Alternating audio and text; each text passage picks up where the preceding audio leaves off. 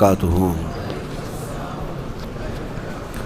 الحمد للہ وکفا وسلام علی حبیبہ المصطفیٰ، اما بعد فاعوذ باللہ من الشیطان الرجیم، بسم اللہ الرحمن الرحیم۔ ان اللہ وملائکتہ یصلون علی النبی یا ایہا الذین آمنوا صلوا علیہ وسلموا تسلیما۔ اللہم صل علی سیدنا محمد معدن الجود والکرم وآلہ واصحابہ الکرام وابنہ الکریم وبارک وسلم صلاة دائمة سرمدا ابدا بحمدہ تعالی و بکرم مصطفیٰ صلی اللہ علیہ وسلم۔ آج کی شب قرآن عظیم کے 17 پارے مکمل ہو چکے۔ اللہ کریم بقیہ قرآن عظیم کو صحیح تجوید سے پڑھنے اور آپ سب کو سماعت کرنے کی توفیق عطا فرمائے۔ سورہ انبیاء اور سورہ حج کی آج مکمل تلاوت ہوئی ہے۔ سورہ انبیاء میں کئی انبیاء اکرام علیہ السلام کا ذکر ہے، خاص کر حضرت ابراہیم علیہ السلام کا، حضرت ایوب علیہ السلام کا، اور حضرت داؤد علیہ السلام، حضرت سلیمان علیہ السلام، پھر حضرت زکریا و یحییٰ علیہ السلام کا۔ ان تمام نبیوں کا ذکر ہے، اور اللہ کریم نے جب جب انبیاء اکرام علیہ السلام کا ذکر فرمایا، ارشاد فرمایا کہ یہ نشانی ہے اور دوسروں کے لیے ان کے واقعات عبرت ہیں، درس ہیں۔ انبیاء اکرام علیہ السلام میں حضرت ابراہیم علیہ السلام ابو الانبیاء کہلاتے ہیں، یعنی اکثر نبیوں کے وہ باپ ہیں۔ حضرت ابراہیم علیہ السلام، ان کی نسل میں کئی ہزار انبیاء اکرام پیدا ہوئے۔ خود ہمارے آقا صلی اللہ علیہ وسلم بھی حضرت ابراہیم علیہ السلام کی نسل میں ہیں، تو ان کو ابو الانبیاء کہا جاتا ہے۔ ان کا تفصیلی واقعہ اس سورہ انبیاء میں موجود ہے کہ ان کے گاؤں کے لوگ بت پرست تھے، وہ بتوں کو اپنے ہاتھوں سے تراشتے تھے، پتھروں کو، اور اس کی پوجا کرتے تھے، اور ابراہیم علیہ السلام بچپن سے ہی لوگوں کو منع کرتے تھے، انہیں یوں فرماتے کہ تمہیں کیا ہو گیا کہ تم ان پتھروں کے پاس رہتے ہو؟ ما هذه التماثيل التي انتم لها عاکفون، یہاں تم اعتکاف کیے بیٹھے رہتے ہو پتھروں کے سامنے۔ تو لوگ ان کا انکار کرتے اور کہتے کیا تم نیا کچھ لے کر کے ہمارے پاس آ رہے ہو؟ یہ ہمارے باپ داداؤں سے یہ پرمپرا چلی ہے۔ حضرت ابراہیم علیہ السلام کو جھٹلاتے رہتے تھے۔ حضرت ابراہیم علیہ السلام نے ایک دن، یعنی بچپن سے ہی آپ کے ذہن میں بت پرستی نہ آئی اور نہ ہی کبھی ان کی طرف گئے، سختی سے آپ منع کرتے اور انکار کرتے رہے۔ ان کا چاچا حضرت ابراہیم علیہ السلام کا آزر، یہ خود بھی بت پرست تھا۔ اب ہوا یہ کہ ایک دن گاؤں والے گاؤں سے باہر تھے، پورے کسی میلے میں گئے تھے۔ ابراہیم علیہ السلام نے یہ بت خانے میں جا کر سارے بتوں کو توڑ دیا اپنے ہاتھ سے، اور ایک بڑے بت کے گلے میں کلہاڑی لٹکا دی، اور سب کو توڑ کر کے واپس آ گئے۔ جب ابراہیم علیہ السلام شام کو اپنے گھر تھے، گاؤں کے لوگ واپس آئے۔ واپس آنے کے بعد اپنے خداؤں کا یہ حشر دیکھا تو آگ بگولا ہو گئے۔ من فعل ھذا بآلہتنا، ہمارے خداؤں کے ساتھ کس نے ایسا کام کیا ہے؟ ظاہر سی بات ہے، بتوں کو جب کوئی چھیڑ چھاڑ کرتا ہے تو آگ بگولا ہوتی ہے قوم ان کی جو عبادتیں کرتے ہیں۔ یہ اس زمانے سے چلا ہے۔ اور جب لوگوں نے دیکھا کہ سب ٹوٹے پوٹے گرے ہوئے ہیں، پوچھا کہ کس نے کیا ہوگا یہ؟ تو لوگوں نے آپس میں ہی کہا ایک لڑکا ہے ہمارے گاؤں میں جس کا نام ابراہیم ہے، اسی نے کیا ہوگا۔ بادشاہ وقت جو تھا اس وقت، نمرود کے پاس یہ مقدمہ لے جایا گیا، اور پھر سارے لوگوں نے کہا کہ اب یہ مقدمہ سزا کے بغیر حل نہیں ہوگا، بلاؤ ابراہیم کو، کہاں ہیں؟ ابراہیم علیہ السلام جوان تھے، بلایا گیا، پوچھا گیا کہ کیا کیا تم نے ان کے ساتھ؟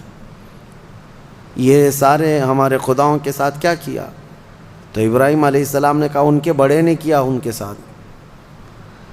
پوچھا تم اکیلے گاؤں میں تھے، کس نے کیا یہ؟ تو ابراہیم علیہ السلام نے کہا ان کے بڑے نے کیا، کیونکہ ایک بڑا بت ویسی چھوڑ دیا تھا انہوں نے اس کے گلے میں کلہاڑی ڈال کر، اور باقی سب چھوٹوں کو سلا دیا تھا۔ تو بڑا جو کھڑا تھا، ابراہیم علیہ السلام نے کہا ان کے بڑے نے کیا ان کے ساتھ، جبکہ وہ مراد لے رہے تھے ان کا بڑا تو میں ہی ہوں۔ ان کے دل میں یہی تھا کہ ان کا بڑا میں ہی ہوں۔ تو پھر اس کے بعد ابراہیم علیہ السلام نے ان سے کہا تم مجھ سے کیوں پوچھتے ہو؟ ایک تو ابھی بھی کھڑا ہے نا، اسی سے پوچھ لو، باقی تمہارے چیلوں کو کس نے گرایا، کس نے مارت گرایا ہے؟ ایک تو ابھی بھی کھڑا ہے۔ تو اور آگ بگولا ہوئے، استہزاء مذاق سن کر کے، اور کہنے لگے کیا ہم ان سے بات کریں گے؟ وہ بات نہیں کر سکتے ہیں۔ تو ابراہیم علیہ السلام نے کہا اف لکم ولما تعبدون من دون اللہ افلا تعقلون، تف ہے تم پر، افسوس ہے تم پر، اللہ کے سوا دوسرے کی عبادت کرتے ہو، کیا عقل نہیں رکھتے؟ ایسے کی عبادت کرتے ہو جو نہ تمہیں نفع دے سکتا ہے نہ نقصان دے سکتا ہے۔ یہ ابراہیم علیہ السلام نے ان کو کہا تو وہ اتنے آگ بگولا ہوئے، اتنے غصے میں آئے کہ سبوں نے کہا حرقوہ، ابراہیم کو آگ میں جلاؤ، ایسے نہ چھوڑو، آگ میں جلاؤ۔ وانصروا آلہتکم ان کنتم فاعلین، پھر اپنے اپنے خداؤں کی مدد کرو۔ سارے لوگ اعلان کرنے لگے دیکھو ہمارے خداؤں کے ساتھ اس نے ایسا کیا۔ حیرت کی بات ہے کہ خداؤں کو توڑ مارا ہے انہوں نے، اور ان کے بندے سزا دے رہے ہیں، اور خدا کچھ نہیں کر رہا ہے ان کا۔ جس کو مارا وہ کچھ نہیں کر رہا ہے، اور جو پوجا کرنے والے ہیں وہی سزا دینا چاہتے ہیں۔ میرے عزیزو، یہاں رک کر کے ایک بات عرض کرنا چاہتا ہوں۔ ابراہیم علیہ السلام کی آل میں، جیسے کہ اس سے قبل کی تفسیر میں بھی میں بتایا، تاریخ یاد کرو، ایک کرنٹ سچویشن میں آپ کو بتاؤں، دغلی پالیسی۔ ابراہیم علیہ السلام کے ایک بیٹے اسحاق علیہ السلام ہیں، ان سے پوری بنی اسرائیل ہے، جو آج یہودی بھی ہیں یا اپنے آپ کو بنی اسرائیل کہتے ہیں، اور دوسرا پورا عرب، میرے آقا صلی اللہ علیہ وسلم اور پورا عرب، یہ بنی اسماعیل ہے۔ یہ کیا ہے؟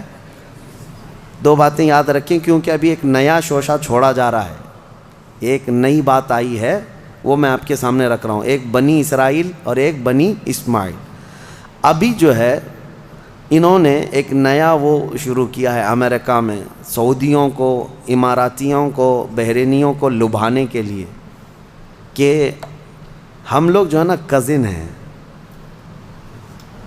ہم لوگ جو ہیں کزنز ہیں، یعنی ابراہیم علیہ السلام کے بیٹے کی اولاد ایک اسحاق علیہ السلام کے اور یہ اسماعیل علیہ السلام کے، اور دونوں ریلیجین کو، یعنی اسلام کو اور جیوز جتنے ہیں اور عیسائی ہیں، یہ سب آپس میں یہ کہہ رہے ہیں کہ بھائی بھائیوں کا دین ہے، سب کا دین ایک ہی ہے اوپر جا کر کے۔ تو یہ شوشہ چھوڑ، اور یہ میں آپ کو ایسی بات نہیں کر رہا ہوں، اب اس پر بڑے بڑے سیمینار اور کانفرنسیں ہو رہی ہیں۔ سعودی بھی اس بات پر اب متفق ہونے جا رہے ہیں کہ ہم سب دین ابراہیمی پر جمع ہو جاتے ہیں، جتنے ابراہیم علیہ السلام کے دین پر تھے سب جمع ہو جائیں گے۔ اب اس میں یہودی بھی آ گئے، عیسائی بھی آ گئے، مسلمان بھی آ گئے۔ لیکن حقیقی بات یہ ہے کہ دین ابراہیمی پر اگر کوئی آج قائم ہے تو وہ صرف امت محمدیہ ہے، مصطفیٰ کریم صلی اللہ علیہ وسلم کی یہ امت مسلمان قائم ہے، کیونکہ ابراہیم علیہ السلام کے متعلق قرآن میں جگہ جگہ اللہ نے فرمایا کہ ان ابراہیم کان امۃ قانتا للہ حنیفا، وہ دین حنیف کہتے ہیں، سیدھے دین پر قائم تھے، سیدھے راستے پر، شرک میں مبتلا نہیں تھے ابراہیم علیہ السلام۔ دو خداؤں کا ذکر، ابراہیم علیہ السلام کا جو دین تھا وہ یہی دین ہے جس پر آج ہم عمل پیرا ہیں۔ اب یہ جو کزنز کا مطلب آیا ہے، یہ اس بات کے لیے بھی آیا ہے کہ بیت المقدس کے لیے کیوں لڑ رہے ہو؟ یہودیوں کے ہاتھ میں ہے نا، عربوں کو چپ بٹھانے کے لیے، کہ تمہارے ہاتھ میں مکہ ہے، مدینہ ہے، تمہارے کزنز کے ہاتھ میں بیت المقدس ہے۔ تو چچا بھتیجے یعنی چچیرے بھائیوں کے درمیان اگر کوئی چیز رہ جائے تو کیا فرق پڑتا ہے؟ انہوں نے اس طرح سے اس کو ڈائیورٹ کر دیا ہے، چچیرے بھائیوں کی لڑائیاں ہیں۔ خیر، یہ ایک مسئلہ اپنی جگہ پر۔ اب میں آتا ہوں ہمارے یہاں کے اندھ بھکتوں کے لیے، جو یہودیوں کی چاٹتے ہیں اور ان کو اپنا آقا و ماوا تسلیم کرتے ہیں، اسرائیل کے گلے سے گلے لگتے ہیں، ہمارے صاحب بھی جا کر کے گلے لگتے ہیں۔ آپ کو پتہ ہے اسرائیل کے پرائم منسٹر سے بڑی گہری دوستی ہے، لیکن ان کو پتہ نہیں اسرائیل کے سارے لوگ بتوں کو توڑتے ہیں، بتوں کی پوجا نہیں کرتے۔ وہ یہودی ہے نا، تو یہ ان سے پوچھیں کہ تمہارے باپ داداؤں میں سے یا خاص طور پر ابراہیم علیہ السلام نے تو بتوں کو توڑ مارا تھا، تو یہ وہاں پر نہیں سوال کریں گے کیونکہ یہودی ہیں، پاور ان کے پاس ہے، تو گلے لگ جاؤ، گلے لگ جاؤ، جہاں جہاں پاور دکھے گا وہاں پر گلے لگ جاؤ، اور جہاں غریب ہیں وہاں گائے کا پیشاب یاد آئے گا، وہی پورے جنگ کا ذریعہ بن جاتا ہے۔ ہاں، بیسک وجہ یہاں پر بن جاتی ہے۔ بہرحال یہ دغلی پالیسی ہے۔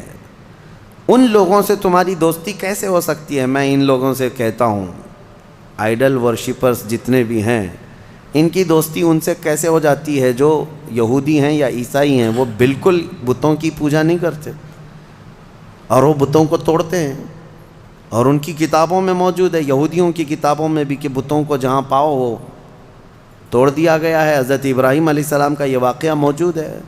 تو پھر ان کی دوستی کیسے ہے؟ مجھے حیرت ہوتی ہے، کسی نے ابھی پھر سے وہ پاکھنڈی گستاخ رسول کی بک سن کر کے مجھ سے کہا کہ وہ پھر کہہ رہا ہے کہ ان کو فتح کرنا ہے، ساری دنیا میں ان کا دھرم قائم کرنا ہے، صرف اور صرف جو ہے بابری مسجد پر کافی نہیں ہے، وہ کہہ رہا ہے مکیشور بھی حاصل کرنا ہے۔ مکیشور، مکہ مکرمہ اور خانہ کعبہ کو کہہ رہے ہیں کہ وہ ایک بہت بڑے دیوتا کا مندر تھا، وہاں پر پتہ نہیں تھا، اور گنگا جل جو ہے وہ وہاں پر بھی زمزم کے روپ میں بہہ رہی ہے۔ کہاں سے کہاں توڑ مروڑ کر کے کس کی گردن کس کو بٹھاتے ہو؟ عادت سی ہے، کبھی ہاتھی کو توڑ کر کسی پہ بٹھا دو، عادت سی ہے۔ ارے کہاں زمزم اور کہاں تم کی اصاف اور نائلہ دو بت تھے مکہ میں۔ یہ صفا اور مروہ جو پہاڑیاں ہیں نا، اس پہ کیا تھا؟ صفا پہ ایک بت تھا، مروہ پہ ایک بت تھا، اصاف اور نائلہ۔ یہ دو کون تھے پتہ ہے؟ تاریخ میں یہ بتایا گیا یہ دونوں دو عاشق تھے قبیلہ بنو جرہم کے، اور ایسے کہ یہ چھپ چھپ کر کے اپنے خاندانوں سے گناہ بھی کرتے تھے، زنا بھی کرتے تھے، اور ان کے خاندان والوں نے جب دونوں پر پابندی لگا دی تو ایک بار یہ حج کے قافلے میں آئے اور خانہ کعبہ کے پاس بھی انہوں نے بدکاری کی کوشش کی۔ ابھی کوشش کر رہے تھے تب اللہ تبارک و تعالیٰ نے ان پر عذاب نازل فرمایا اور ان کے پورے جسم پتھر کے بن گئے تھے۔ تو برسوں تک ان کے اسی جسم کو لوگ کھڑا کرتے تھے اور ان پر جوتیاں مارتے تھے۔ پھر دھیرے دھیرے دھیرے دھیرے شیطان لوگوں کے دلوں میں یہ بات ڈالنے لگ گیا کہ یہاں جو بھی صفا مروہ پر صحیح کرتا ہے ان کو چھو کر کے جانا ہے۔ کچھ لوگ چھونے لگے، بعد میں پھر پوجنے لگ گئے، پھر نبی پاک صلی اللہ تعالیٰ علیہ وسلم نے ان کو بھی توڑ کر پھینک دیا۔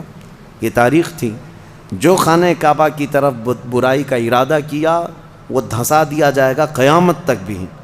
جسے اگر یہاں بیٹھ کر کے بہت شوق ہے تو نکلو اپنے گوفے میں اور جاؤ، اور پھر دیکھو اللہ تبارک و تعالیٰ کے عذاب کس طرح سے تم پر برستے ہیں۔ اللہ کریم اپنے خانہ کعبہ کی ہر زمانے میں حفاظت فرمائے گا۔ میں بات عرض کر رہا تھا، ابراہیم علیہ السلام نے بتوں کو توڑ دیا تھا، اب ان کے لیے ایک آگ جلائی گئی، بہت بڑی آگ جلائی گئی جس کے شعلے آسمان سے باتیں کرتے تھے۔ ابراہیم علیہ السلام کو منجنیق میں رکھ کر کے اس آگ میں ڈال دیا گیا، اور اللہ کا حکم آیا جو آج ہم نے تلاوت کیا، قلنا یا نار کونی بردا وسلاما علی ابراہیم، ہم نے کہا اے آگ ابراہیم پر ٹھنڈی ہو جا۔ اللہ کا یہ حکم تھا۔ روایت میں اس وقت دنیا میں جہاں جہاں آگ جل رہی تھی سب ٹھنڈی ہو گئی تھی۔ حکم تھا ایک آگ کو، لیکن دنیا میں جہاں آگ بھی جلی تھی سب ٹھنڈی ہو گئی۔ ابراہیم علیہ السلام اس آگ میں کئی دن تک رہے، گھنٹہ دو گھنٹہ نہیں، کئی دن تک رہے۔ جب آگ ٹھنڈی ہو گئی، ابراہیم علیہ السلام اس راکھ سے اپنے کپڑے جھاڑتے ہوئے باہر تشریف لائے۔ کچھ بھی نہیں ہوا تھا، کیونکہ اللہ تبارک و تعالیٰ جس کی حفاظت فرمائے۔ ابراہیم علیہ السلام کو آگ نہ جلائی، پھر لوگوں نے جب یہ دیکھا معجزہ تو آپ پر ایمان لے آئے۔ پھر حضرت ابراہیم علیہ السلام وہ عراق کا شہر بابل ترک کر دیا، وہاں سے نکل کر کے پھر آپ مصر تشریف لائے، فلسطین کی سرزمین جو اس وقت مصر کا حصہ ہوا کرتی تھی، وہاں پھر آپ رہنے لگے۔ اور پھر حضرت اسماعیل علیہ السلام، اسحاق علیہ السلام کی پیدائش کا جو معاملہ آگے بڑھا، وہ پھر اس اپنے وطن کو ترک کرنے کے بعد ابراہیم علیہ السلام کا جو اصلی شہر ہے وہ بابل ہے، جس کو بیبیلون کہا جاتا ہے۔ عراق میں آج بھی وہ شہر ہے، دنیا کی سب سے پرانی سٹی، اولڈسٹ سٹی جس کو کہتے ہیں بیبیلون، بابل ہے وہ ابراہیم علیہ السلام کی پیدائش کا مقام ہے۔ تو بہرحال ابراہیم علیہ الصلاۃ والتسلیم کے ساتھ یہ چیزیں پیش آئی، اس کے بعد پھر ان کی زندگی کا اور بھی طویل واقعہ 23ویں پارے میں انشاءاللہ عرض کروں گا۔ اس پارے میں حضرت ایوب علیہ السلام کے متعلق بھی ذکر آیا ہے، حضرت یونس علیہ السلام کا بھی، کہ یونس علیہ السلام مچھلی کے پیٹ میں جب گئے تھے تو اللہ فرماتا ہے وَذَنُّونِ إِذْ ذَهَبَ مُغَاضِبًا فَظَنَّ أَن لَّن نَّقْدِرَ عَلَيْهِ فَنَادَىٰ فِي الظُّلُمَاتِ أَن لَّا إِلَٰهَ إِلَّا أَنتَ سُبْحَانَكَ إِنِّي كُنتُ مِنَ الظَّالِمِينَ۔ یونس علیہ السلام نے ان اندھیریوں میں پکارا تھا، مولا تیرے سوا کوئی معبود نہیں، تجھے بلندی ہو، پاکی ہو، میں آگے بڑھ جانے والوں میں سے ہو گیا۔ تو اللہ تبارک و تعالیٰ فرماتا ہے ہم نے ان کی دعا قبول کر لی اور ان کو غم سے آزاد کر دیا۔ 3 نبیوں کا ذکر ایسا ہے کہ جنہوں نے جیسے ہی پکارا اللہ نے فوراً ان کی دعا قبول کی۔ ایک ایوب علیہ السلام، تینوں کے جملے سن لیجیے، تینوں کے جملے۔ ایوب علیہ السلام کو آزمائش میں مبتلا کیا گیا تو سخت بیمار ہوئے تھے، انشاءاللہ وہ 23ویں پارے میں ان کا تفصیلی ذکر آئے گا۔ بہت سخت آزمائش میں مبتلا تھے، جسم پورا بیمار۔ اس وقت انہوں نے جب ان کی زبان کٹ گئی تھی تو یہ جملہ کہا تھا وَأَيُّوبَ إِذْ نَادَىٰ رَبَّهُ أَنِّي مَسَّنِيَ الضُّرُّ وَأَنْتَ أَرْحَمُ الرَّاحِمِينَ وَأَنْتَ أَرْحَمُ الرَّاحِمِينَ۔ اے مولا تکلیف تو مجھے پہنچی ہے لیکن تو ارحم الراحمین ہے، تو سب سے زیادہ رحم کرنے والا۔ اس کے فوراً بعد اللہ فرماتا ہے فَاسْتَجَبْنَا لَهُ فَكَشَفْنَا مَا بِهِ مِن ضُرٍّ۔ ہم نے ایوب کی دعا سن لی اور جو انہیں تکلیف تھی فوراً اس کو ہم نے دور کر دیا۔ یہ ایوب علیہ السلام کی سن لی، ادھر یونس علیہ السلام کی سن لی۔ یونس علیہ السلام کا جملہ کیا تھا؟ لا الہ الا انت سبحانک انی کنت من الظالمین۔ اس کو اسم اعظم بھی کہا گیا ہے، بہت تیز دعائیں قبول ہوتی۔ تیسرے نبی کا ذکر ہے حضرت زکریا علیہ السلام، اولاد نہیں تھی، بڑھاپا آ گیا تھا، تب انہوں نے یہ کہا تھا ربی لا تذرنی فردا وانت خیر الوارثین۔ اے میرے رب مجھے تنہا مت چھوڑ، مجھے اکیلا مت رکھ، تو بہترین، تو خیر الوارثین ہے، بہتر وارث دینے والا ہے، سب کا بہترین وارث تو ہی ہے۔ تو یہ دعا حضرت زکریا علیہ السلام کی اللہ کو پسند آئی، اے اللہ مجھے اکیلا مت چھوڑ، تو خیر الوارثین ہے۔ اللہ فرماتا ہے فَاسْتَجَبْنَا لَهُ وَوَهَبْنَا لَهُ یحییٰ۔ ہم نے زکریا کی دعا سن لی اور فوراً ان کو یحییٰ علیہ السلام کی شکل میں بیٹا عطا کیا۔ 3 دعائیں میں نے آج آپ کو بتائی ہیں، ایک ایوب علیہ السلام کی، ایک یونس علیہ السلام کی، ایک زکریا علیہ السلام کی۔ ایوب علیہ السلام نے بیماری میں دعا کی، یونس علیہ السلام نے اندھیریوں میں دعا کی، زکریا علیہ السلام نے بے اولاد ہونے پر دعا کی۔ یہ تینوں معاملات ہماری زندگیوں میں آتے ہیں، کوئی بے اولاد ہے، کوئی پریشان حال ہے اور کوئی بیمار ہے۔ یہ 3 دعائیں یاد رکھیں، اللہ نے فوراً ان آیتوں کے بارے میں فرمایا، ان کے آیتوں کے بعد فرمایا، ہم نے فوراً قبول کیا ان کی باتوں کو، فوراً قبول کیا۔ یقیناً اللہ تبارک و تعالیٰ آج بھی قبول کرنے والا ہے۔ اور ایک آیت اللہ تعالیٰ نے اس بارے میں ارشاد فرمائی، مولا کریم فرماتا ہے کہ یہ سب نبیوں کے ذکر کے بعد یہ سورہ جہاں ختم ہونے کو آیا، آخر میں جہاں سورہ ختم ہونے کو آیا، اخیر سورہ میں رب تبارک و تعالیٰ آخری نبی کے بارے میں فرماتا ہے وَمَا أَرْسَلْنَاكَ إِلَّا رَحْمَةً لِّلْعَالَمِينَ۔ محبوب ہم نے آپ کو سارے جہانوں کی رحمت بنا کر بھیجا ہے، رحمت بنا کر بھیجا ہے۔ رحمت کا مطلب کیا ہے؟ رحمت جس کے ذریعے سے خوشیاں ملے، جس کے ذریعے سے مشکلات حل ہوں، جس کے ذریعے سے اللہ تعالیٰ تمہاری مصیبتوں کو دور کرے، وہ رحمت ہے۔ ماں بیٹے کے لیے رحمت ہے، باپ بیٹے کے لیے رحمت ہے، یہ سب رحمتیں ہیں۔ اور اللہ تعالیٰ کی سب سے بڑی رحمت اس دنیا میں کوئی ہے تو وہ محمد الرسول اللہ کی ذات صلی اللہ علیہ وسلم، وہ سب کے لیے رحمت ہے، وہ سب کے لیے رحمت ہے۔ حتیٰ کہ آپ کو میں بتاؤں زمین و آسمان اس بارے میں لڑائیاں کرتے ہیں، زمین اور آسمان۔ اعلیٰ حضرت نے اس کو اپنے نعت میں لکھا ہے، خم ہو گئی پشت فلک استان زمیں سے، یعنی آسمان بہت اپنی ڈینگے یعنی اپنی بڑائیاں بتا رہا تھا کہ مجھ میں چاند ہے، مجھ میں ستارے ہیں، مجھ میں سورج ہے، یہ سارے بڑے بڑے سٹارز آسمان اپنے اندر رکھتا ہے۔ تو زمین نے ایک ہی تانا دیا تھا، ایک تانا دیا تھا۔ اعلیٰ حضرت فرماتے ہیں خم ہو گئی پشت فلک، یعنی آسمان کی پیٹھ جھک گئی اس تانے زمین سے، زمین کے اس تانے کو سن کر۔ خم ہو گئی پشت فلک اس تانے زمین سے، سن ہم پہ وہ سرور دو عالم ہے، وہ رتبہ ہے ہمارا۔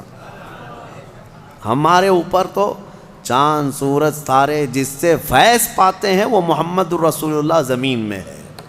میرے عزیزو، آپ کو میں بتاؤں، رسول پاک صلی اللہ تعالیٰ علیہ وسلم ملائکہ کے لیے رحمت ہیں کہ نہیں؟ میں آپ سے کچھ سوالات کر رہا ہوں۔ اور اللہ کے کئی عالم ہیں، عالم یعنی کئی دنیا ہیں، کئی جہاں ہیں، ہاں وہ ہر عالم کے لیے ہیں رحمت ہیں، وہ ملائکہ کے لیے رحمت ہیں، جنات کے لیے رحمت ہیں، نباتات کے لیے رحمت ہیں، جتنے اللہ تعالیٰ کی مخلوقات ہیں سب کے لیے کیا ہے میرے مصطفیٰ؟ رحمت ہیں۔ شاعر نے بڑے اچھے انداز میں کہا ہے، وہ ہر عالم کی رحمت ہیں، کسی عالم میں رہ جاتے یا ان کی مہربانی ہے کہ یہ عالم پسند آیا، یا ان کی مہربانی ہے کہ یہ عالم پسند آیا۔ میرے عزیزو، یہ قربان جاؤ میرے مصطفیٰ کریم کے اس روئے زمین پر کہ آقا ہمارے درمیان میں ہے، ورنہ وہ ملائے اعلیٰ میں رہتے، وہ فرشتوں کے درمیان رہتے، وہ جنتی حوروں کے درمیان رہتے، لیکن مولا رسول کریم صلی اللہ تعالیٰ علیہ وسلم کو ہمارے درمیان میں رکھا۔ یہ حضور کی اپنی پسند تھی اپنی امت کے ساتھ رہنے۔ اور یہ بھی میں آپ کو بتا دوں، قیامت کے دن کیا میرے نبی صلی اللہ تعالیٰ علیہ وسلم پچھلی امتوں کے لیے رحمت نہیں ہوں گے؟ آدم علیہ السلام سے لے کر عیسیٰ علیہ السلام تک کے ہر امتی کے لیے حضور رحمت ہے، سب کے لیے رحمت ہے، سب کا حساب حضور کی شفاعت کے بعد ہونا ہے۔ لیکن اس کے باوجود میرے آقا صلی اللہ علیہ وسلم قیامت کے دن اگر کہیں نظر آئیں گے تو وہ اپنے امتیوں کے بیچ میں نظر آئیں گے، ہمارے درمیان نظر آئیں گے۔ لوگ نبی پاک صلی اللہ تعالیٰ علیہ وسلم کے ارد گرد ہوں گے۔ عزیزان گرامی وقار، اب یہاں پر ایک بات میں عرض کرتا ہوں، ایک آیت میں پڑھتا ہوں، آپ خود سمجھ جائیں گے۔ 11ویں پارے میں یہ آیت گزر چکی ہے، میں ترجمہ بتاتا ہوں اور کس کی طرف اشارہ ہے آپ خود سمجھ لیں گے، پڑھے لکھے لوگ ہیں۔ اللہ فرماتا ہے قل بفضل اللہ وبرحمتہ فبذلک فلیفرحوا۔